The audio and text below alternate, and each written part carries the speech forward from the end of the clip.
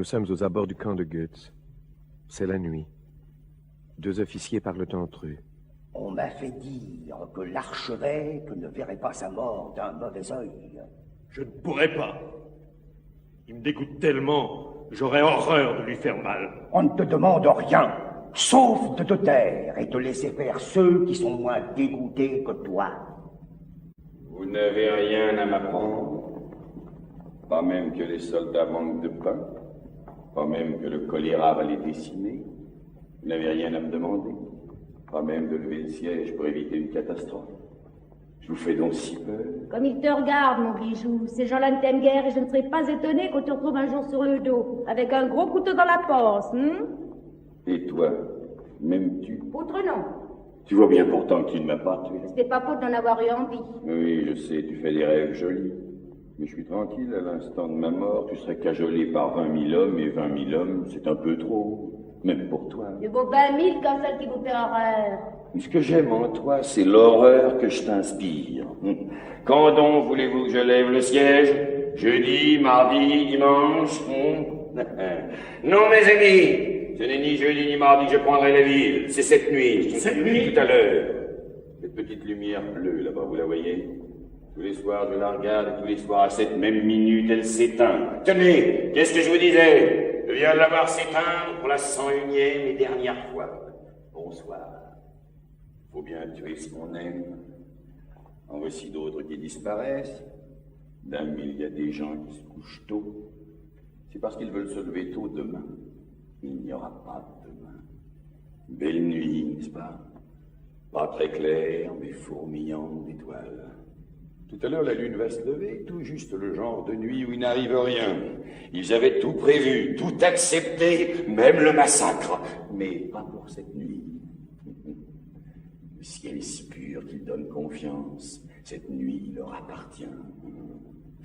Quelle puissance! Un Dieu! Cette ville est à moi et je te la donne. Tout à l'heure, je la ferai flamber pour ta gloire. Oui, un prêtre s'est échappé de Worms et prétend nous y faire entrer. Le capitaine l'interroge. Comment? Je me méfie des traîtres. Moi, je les adore. Torturez-moi, arrachez-moi les ongles, écorchez-moi vivant. Oh, étripez-moi, ouez-moi vif, écartelez-moi. Voilà, la glace est rompue. Qui est-ce? C'est Heinrich, le curé de Worms, celui qui veut nous livrer la ville. Et alors? Il ne veut plus parler. Pourquoi? Il dit simplement qu'il a changé d'avis. Changez d'avis, sacre Dieu, cassez-lui les dents, brisez-lui les chines. Cassez-moi les dents, brisez-moi les chines. Mais il est enragé.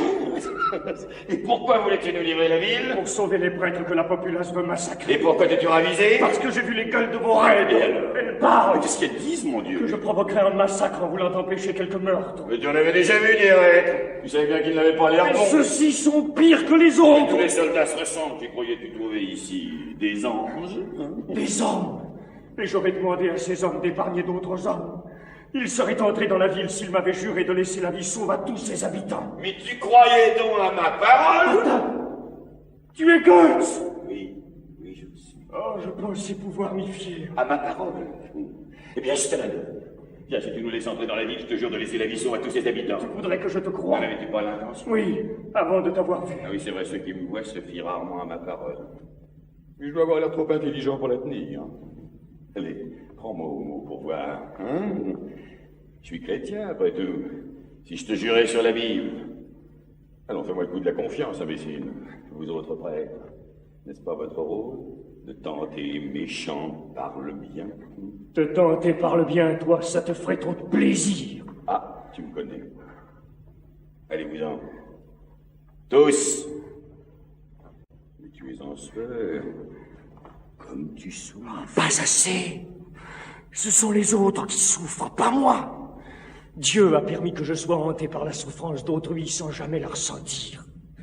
Pourquoi me regardes-tu? J'ai eu cette gueule de faucheton.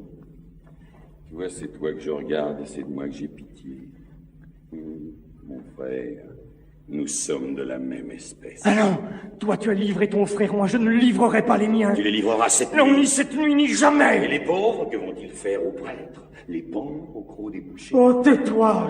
Ce sont les horreurs de la guerre. Je ne suis qu'un noble curé impuissant à les éviter. Hypocrite, cette nuit, tu as pouvoir de vie et de mort sur 20 000 hommes. Mais je ne veux pas de ce pouvoir, il vient du Tu n'en diable. veux pas, mais tu l'as. Non. Qu'est-ce que tu fais si tu fuis? Tu as décidé.